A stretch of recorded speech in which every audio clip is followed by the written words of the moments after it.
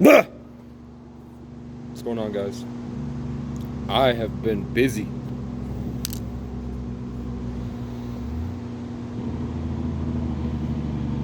What's going on, guys? I've been busy. I've been reading a lot of shit. Going through the gauntlet, you know. If you know, you know. I wanted to say a lot of people that come onto my page, onto my live streams, talk about Jesus. What they don't understand is that about, let's say, around 64,000 years before Jesus, we had the Great Pyramids, we had the Sphinx.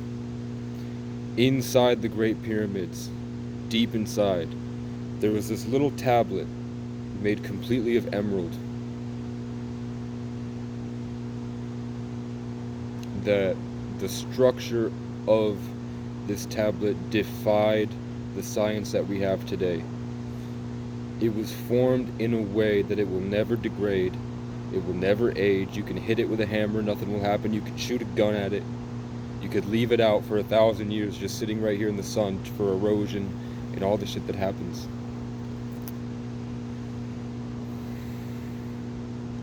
And it'll be fine. It was ionized with a science we don't have yet. And everything that it talks about in there, it's from a man that's lived for over 30,000 years, supposedly. And he only died because he felt like it. And he said he'll come back. And he even gave the name of who he would be when he came back. And then that person existed hundreds of thousands of years later. Not hundreds of thousands. Almost 100,000 years later. The guy who he said he would become showed up. It did exactly what he said he was going to do.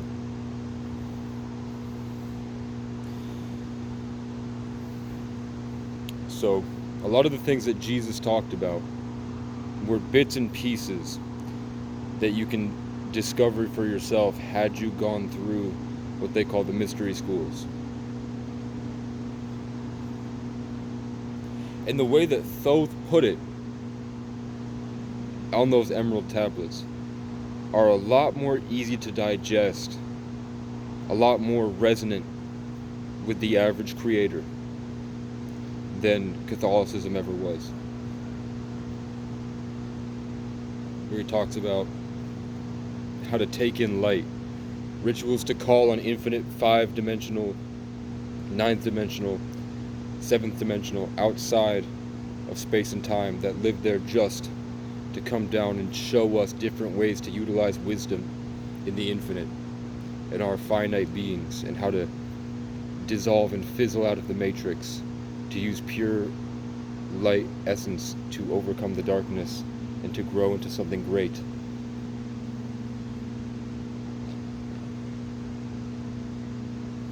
And when I listened to it, it woke me up to a lot of things that when I was a child. A lot of things that I knew naturally as a child. A lot of things that made me feel powerful. And it made me realize how stupid everyone else is.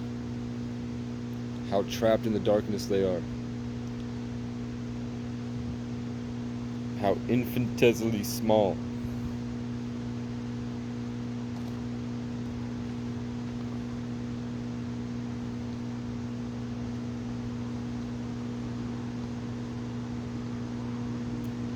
So I wanted to give just a couple things you can do if you are suffering and you have problems and you have things that are going on with you that you don't know how to fix. The first thing would be to completely disregard and disassociate from everybody. You have all these relationships and all these network connections and all these things when you pass by that affect your day. All these different dramas and narratives and belief systems and all these things. Maybe you were raised wrong, that are keeping you stuck. So when we talk about going inside, we mean putting all your attention inside into your spine.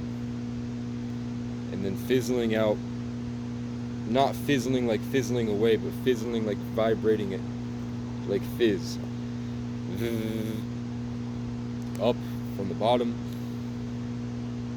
all the way down. You either I would say start at your brain, fizzle your brain, and then bring it down all the way down to your feet, to the ground. Some people say bring it from the ground up. But you have to learn to do both. And that's a start. The next thing would be learning respect and humility. Because you'll be this infinitely powerful being. Your true, closer to your authentic self that operates outside of the matrix.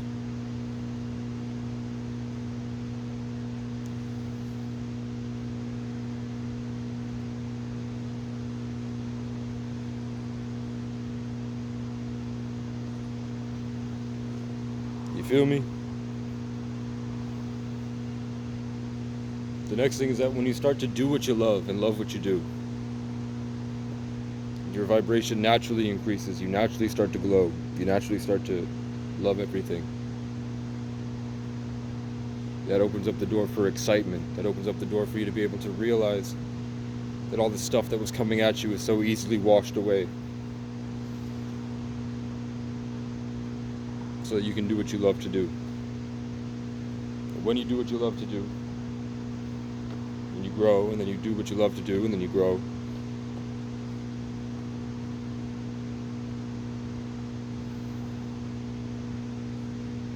it will start to wash away all the stuff in your body that's keeping you sick. Like parasites, like cancer cells, like brain damage, like disease, like bad foods and bad habits. It will be this overwhelming overcoming of all of it where it all washes away and you're renewed, you're free.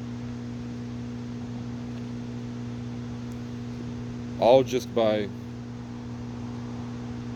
striving for light and then using that light to fizzle away all the darkness. That's the whole secret, is that we're in darkness because it teaches us how to shine light, and that light automatically overcomes the darkness. So what more could I teach? Fasting, get it out. Sunlight, take it in. Probiotics, stimulate your biological factories that bring it all up. Probiotics to stimulate your gut, fauna, and flora, your second brain. As you're cleaning out your brain, you're taking in the good and you're rejuvenating. Just different stuff to stimulate it. Here we have a wasp. No, it's a yellow jacket.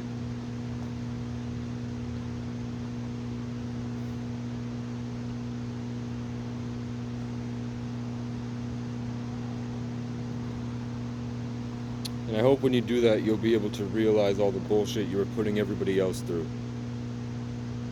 All the different little punk kids that were projecting their problems to try to dominate. To most people, that behavior just makes you look like a stupid, weak child. And everybody else is annoyed by it. And the only reason we're annoyed is because, for the most part, there's cameras all over the place. So we can't just knock your teeth in. I cannot run up to you, grab you by the neck, put you on the ground, poke out both your eyes forever so you're blind forever, punch your teeth in, and then just drag you by my motorcycle around in circles around this place because you said something that was annoying to me while I was trying to help others. The only reason I can't do that is because we have cameras.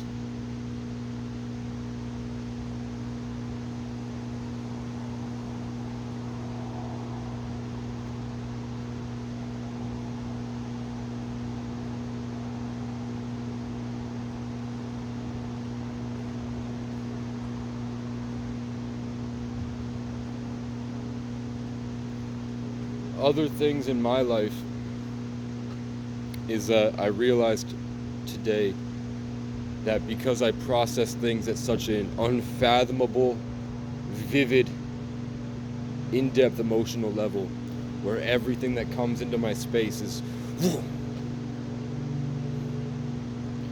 as grand as possible on the planet, that little punks that had gotten me because they knew that I was naive because I think that everything should be perfect and beautiful, that went out of their way to be almost pedophilic and creepy, sly, sneaky, just to try to invalidate me and make me feel weak so that they could change my belief systems.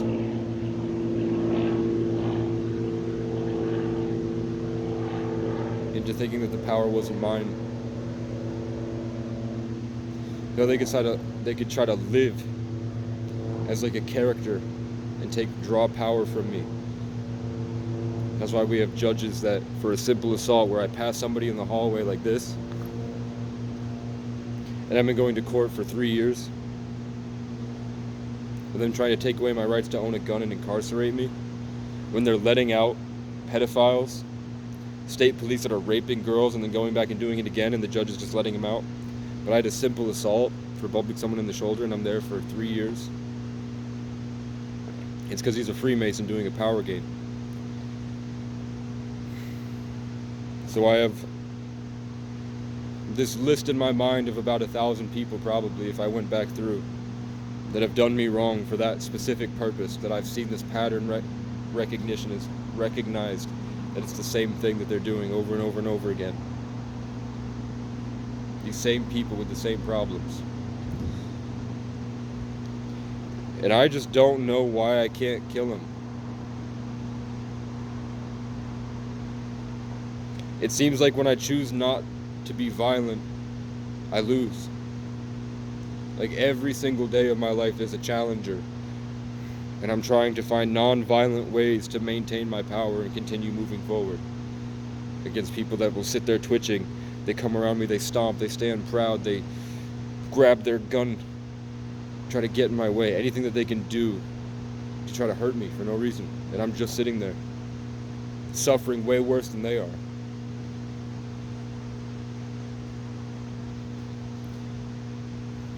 But it just seems like if I had chosen to be violent and I had whooped them, if I had snuck through the forest, got them when they were walking back through the trail, sliced their leg open, grabbed their back of their head by their hair, threw them backwards, took a mile marker that I sharpened and just put it through their skull.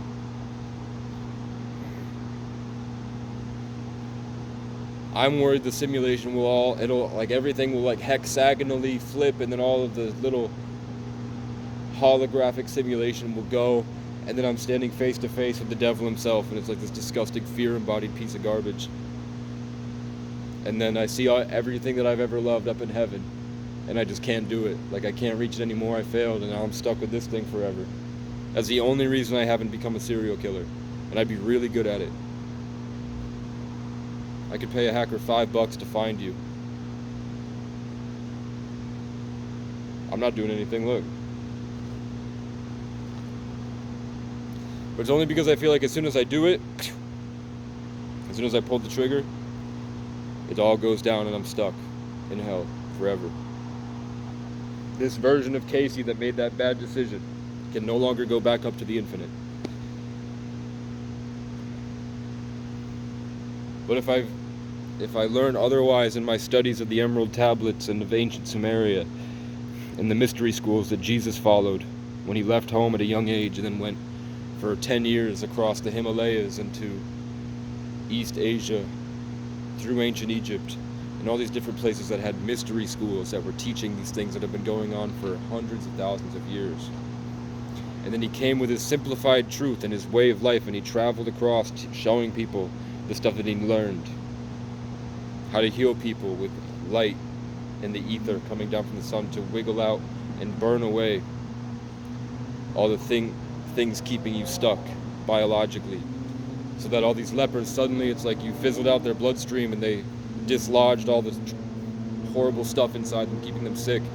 And then they felt rejuvenated because he learned how to channel the light through using his mind, and then put it into their spine, and then invigorated them and brought them back up to their oversoul and this divine connection that pushed everything away and kicked them out of the 3D matrix, filling them up with Christ consciousness. The 33. If I find something that says karma is subjective and that murder isn't horrible, then I have a lot of people that deserve it. And I think the world is pretty much there. We have guys that are tackling pedophiles into glass on accident, where they set up the situation so the pedophile gets caught, and then when he runs away, somebody football tackles him into a stuck out piece of nail and the guy dies. And it was an accident. The guy doesn't get in trouble.